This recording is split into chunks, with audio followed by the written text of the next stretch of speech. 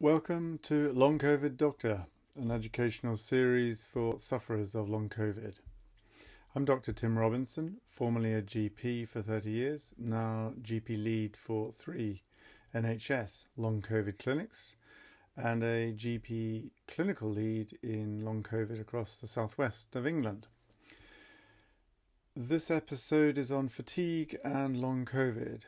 In part 1, I'll talk about the symptoms and diagnoses and investigations. And in part 2, I'll talk about the treatments, management and outcomes. I've divided it into 2 parts because it probably runs for about an hour in total. So to make it more less tiring and more digestible, I thought I'd divide it into 2 parts. There are references, links and resources shown in the show notes below. Any advice, diagnoses, treatments that I mention should only be considered after discussion with your own GP or qualified professional health provider. And so here we go, fatigue and long Covid. So fatigue, it's very common in long Covid. In fact, it's one of the big 3, of course, isn't it? Along with breathlessness and brain fog. Fatigue, in my experience, in the long Covid services that I work for, is the commonest symptom with the greatest impact on those patients. But fatigue is not exclusive to long Covid, of course. Fatigue from SARS-CoV-2 virus is not the only cause for fatigue. It's also seen in other post-viral illnesses. So after glandular fever, Epstein-Barr virus, that can cause recurring fatigue. Other viruses, the HHV6, human herpes virus 6, CMV, cytomegalovirus, enteroviruses, these can all cause fatigue following the acute illness. And of course, post-viral fatigue was also seen in SARS-CoV-1, the original COVID coronavirus epidemic back in 2003. And also in MERS, the Middle Eastern Respiratory Syndrome virus in 2012, also a coronavirus, and Ebola and dengue fever. All these have fatigue following on from their acute illness. And there was an interesting study in which patients who had suffered the first coronavirus, the first SARS-CoV-2 virus, in 2003, it was 4 years after the illness. In this study that I found, 40% still had fatigue 4 years after the acute illness. 30% of those patients met the criteria for ME/CFS. So that's interesting, and more on that a bit later on. So, long Covid fatigue. So what do we mean by fatigue? Well, we all know what the definition of fatigue is, but, it's obviously a bit more complicated than that, isn't it? There's physical fatigue and mental fatigue. The physical fatigue, that sort of, as we've all probably experienced after exertion, absolute muscle weakness. This is weakness and tiredness. Patients tell us they've got no energy. They're completely drained, worn out, useless. There's mental fatigue. When patients say, look, I just feel too tired to think and can't concentrate. I feel overwhelmed, mentally numb. These are all familiar sort of ways that patients describe their fatigue. The fatigue is unpredictable. You can't predict when it's going to happen. It's intermittent, so it comes and goes. It's usually disproportional to the amount of exertion you do. Just the minimal amount of exertion brings about fatigue. You may have heard of post-exertional malaise or post-exertional symptom exacerbation, PEM or PESE. This is fatigue that occurs following exertion. More on this later on. Patients often sort of identify other associated symptoms that they have along with their fatigue, felt in their muscles. So they describe all sorts of things like the legs feel like lead, or they fizz, or they feel like they're on fire, or jelly-like, or a metal bar sitting inside of my thighs, deep in the leg. So patients have all sorts of associated symptoms related to their fatigue. But they also have sort of, if you like, general symptoms. They often complain of feeling just generally unwell. It's sort of general malaise. So those are the symptoms that patients are bringing to us, certainly in the clinics that I work in. So on to the medical assessment to make a diagnosis, the medical assessment of fatigue. So routine standard stuff, in medicine, what do? We take the history, the medical history, the story, the narrative from the patient, and we proceed to examination. A general history and examination to establish a diagnosis. We're specifically looking for possible differential diagnoses, i.e. sort of in which fatigue is also a symptom, i.e. other causes of fatigue other than COVID. What are those other differential diagnoses, those other causes? Well, diabetes can present with feeling tired and worn out. Anemia, iron deficiency anemia. If you're low in your iron levels, that can cause fatigue and other symptoms such as breathlessness or lightheadedness. But fatigue is definitely up there with feeling, with being iron deficient anemia. Underactive adrenal gland, Addison's disease, hypothyroid, underactive thyroid gland. Medication can lead to fatigue, so beta blocker drugs can lead to feeling sort of sluggish and heavy-legged. And then more sinister causes such as malaise due to cancer, that can present with fatigue. Having completed the history, general medical history, taking into account all the past medical history and the drug medication and family history and social history, we then proceed to the examination. Usually in our patients with fatigue, there's nothing to find on routine general examination. Perhaps the rheumatologists would go a bit further and assess grip strength, or the exercise physiologist would put patients on treadmills to measure their oxygen capacity, the VO2 max. But on the whole, basically, fatigue as a symptom really hasn't got anything to show on examination. As always, we've got to watch out for red flags. What are red flags?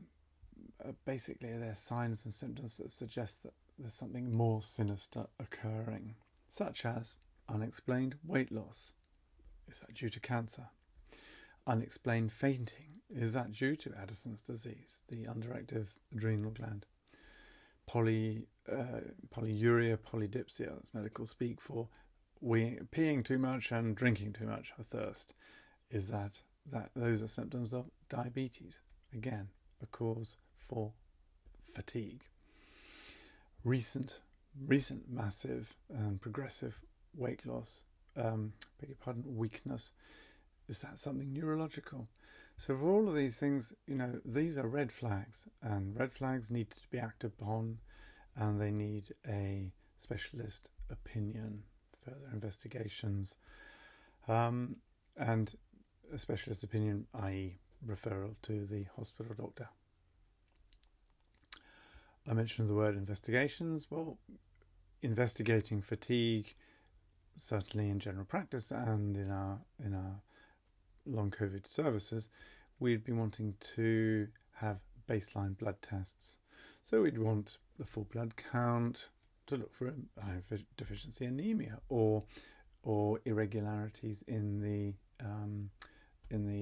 immune cells and the white blood cells that are basically attacking viruses and bacteria.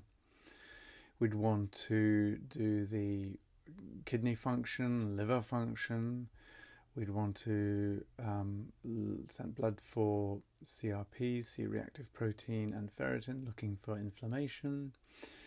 We'd want to be sending bloods for thyroid levels to check for underactive thyroid, and the HbA1c just to check for diabetes.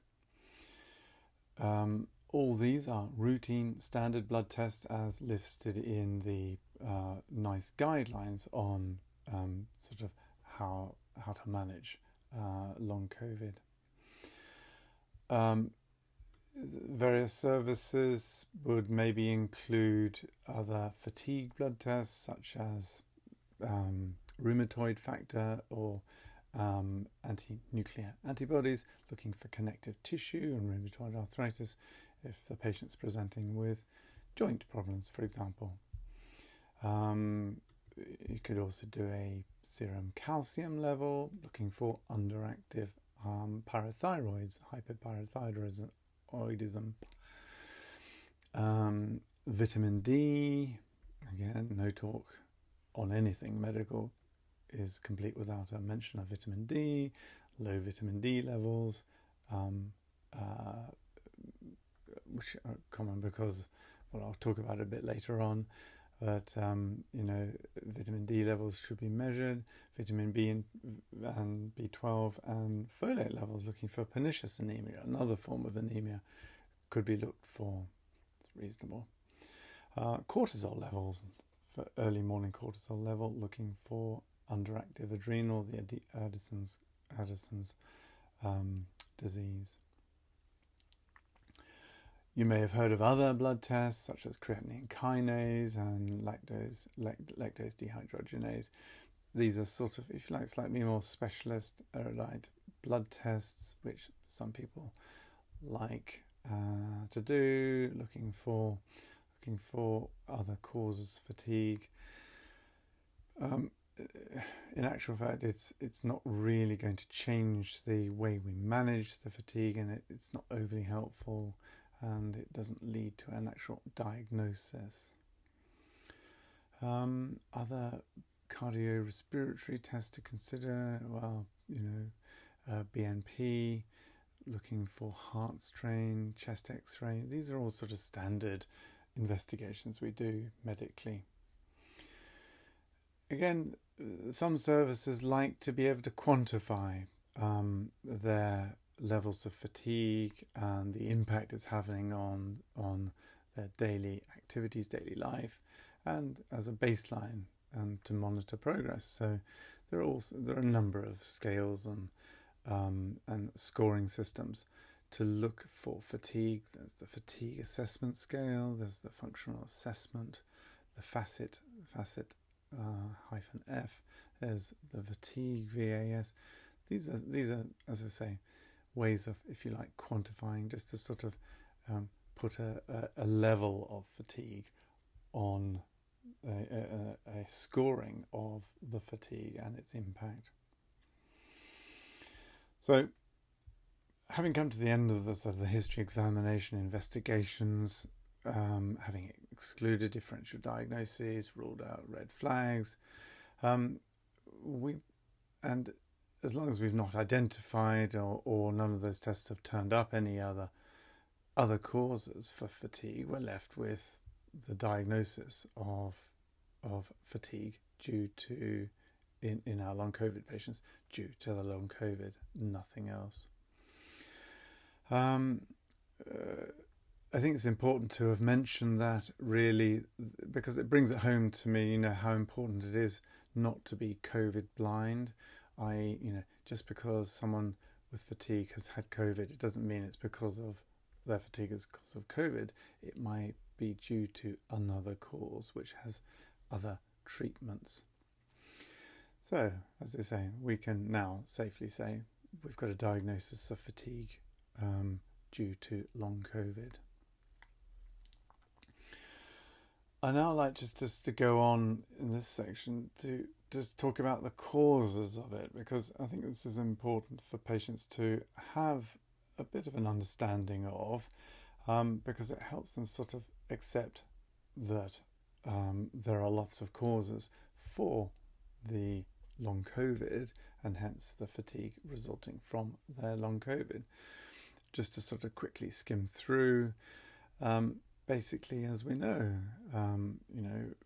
COVID is now well into its third year, and over that time we've discovered all sorts of causes for long COVID, and basically the number of causes, one person may have just one of the causes for their long COVID, they may have 2 or 3, or may they have all the causes. But what are the causes for long COVID?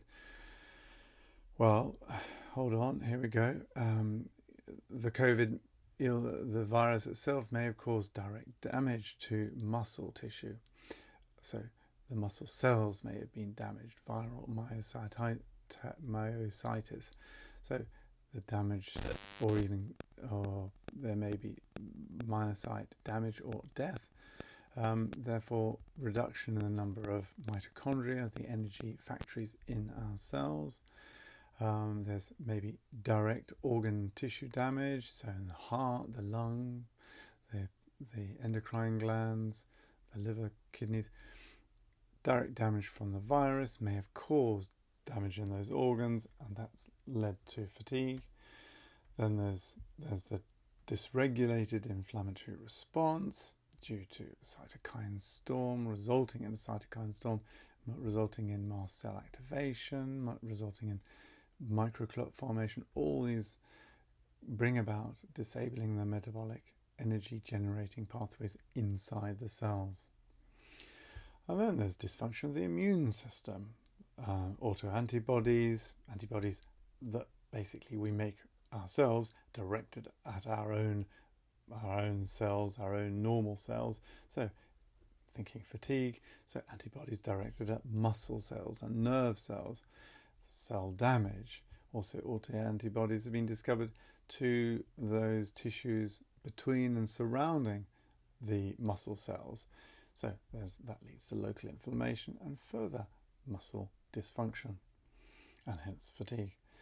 Then there's dysfunction of the autoimmune system. This is sort of damage that's happened within the brain, and sort of imbalance of the sympathetic and the parasympathetic nervous systems in the brain nuclei, the limbic system. All this, results in sort of dysfunction of the autonomic nervous system, and therefore functioning of the nerve hormone systems, the neuroendocrine systems. And then 3 more to go. Disturbance of and imbalance of the gut microbiota. We'll talk about this a bit later on, but the friendly bacteria in your intestines. That has a general effect on the well-being and on your well-being and your immune system and the gut-brain axis. Studies have shown that patients with long COVID have a disturbed, unbalanced microbiota, gut microbiota. Then there's deconditioning. This can lead to this feeling of fatigue. Deconditioning happens to anyone who's been unwell and less active than usual. It's unavoidable with prolonged rest. And then finally, impact on health. So basically, and it's understandable, isn't it? Anyone who's had stress and tension leads to sort of worries and anxiety and often depression. Basically, that is just yet another cause of fatigue in the system. And like I said to begin with, it's complicated. One person may have one of these processes happening, or two or three, or maybe they have all of these processes happening. So it's a little wonder that long COVID causes so many symptoms in so many systems throughout the body. It's complex. Let's face it, it's the perfect storm. While we're on this topic, a lot of our patients are in the clinics that I'm working in, basically ask, is long COVID the same as ME/CFS? It's a really good question. Like I said, here we are well into the third year of long COVID, and we've learnt a lot along that journey. Basically, it has emerged now with time that long COVID patients sort of fall into three subgroups. There's the organ damaged group, who's had brain or heart or lung damage as a result of their acute COVID infection. Secondly, you've got the inflammatory group, those patients who have an excessive inflammatory response, over sort of hyper response, leading to the cytokine storm, mast cell activation, sort of the microthrombi, the mini blood clots, may be fueled by viral persistence, or maybe along with possible reactivation of other viruses such as glandular fever, Epstein-Barr virus that you might have had previously. So there's that group, the inflammatory group. Then there's the dysautonomic group, those patients who have cardiac and neurological symptoms, so POTS and orthostatic problems and dizziness and nausea. And then finally, there's the fatigue group, those patients whose predominant symptom is fatigue. They don't have all those other problems. They didn't get organ damage. They didn't have a terrible sort of overactive inflammatory response. They don't have a dysautonomia, but they do have fatigue.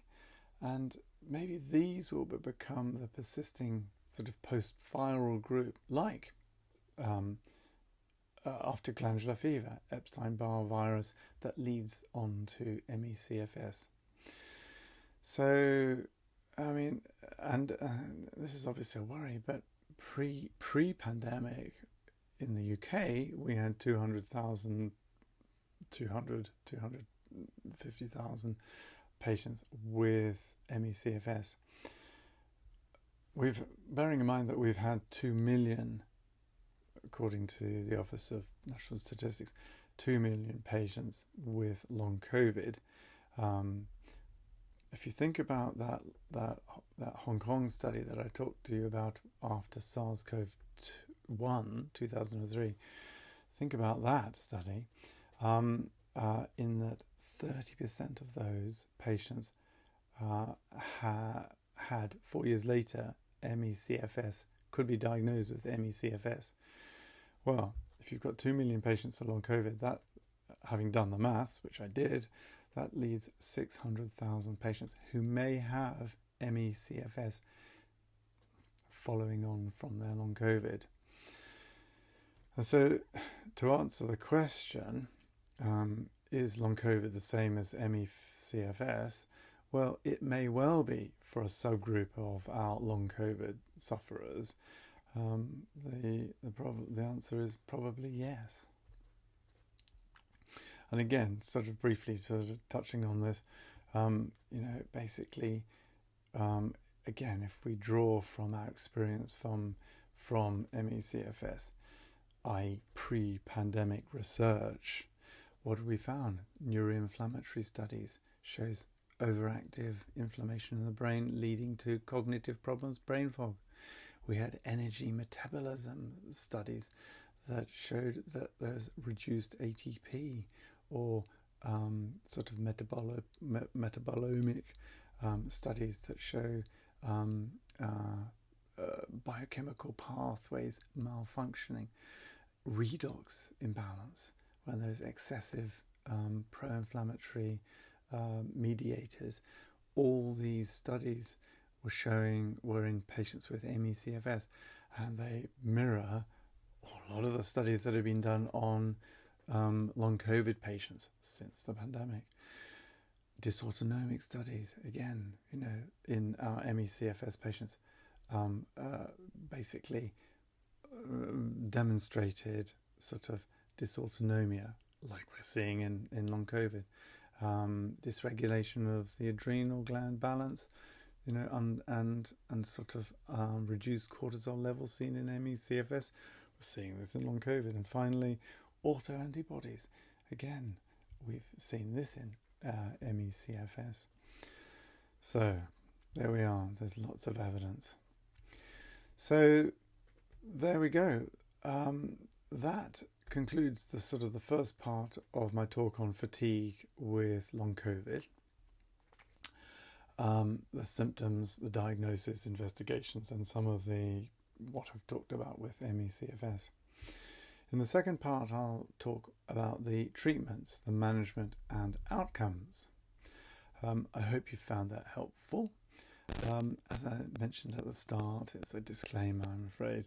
Any advice, diagnoses, treatments that I mention should only be considered after discussion with your own GP or qualified professional health provider. In the meantime, I wish you well for your long COVID recovery. Thank you very much.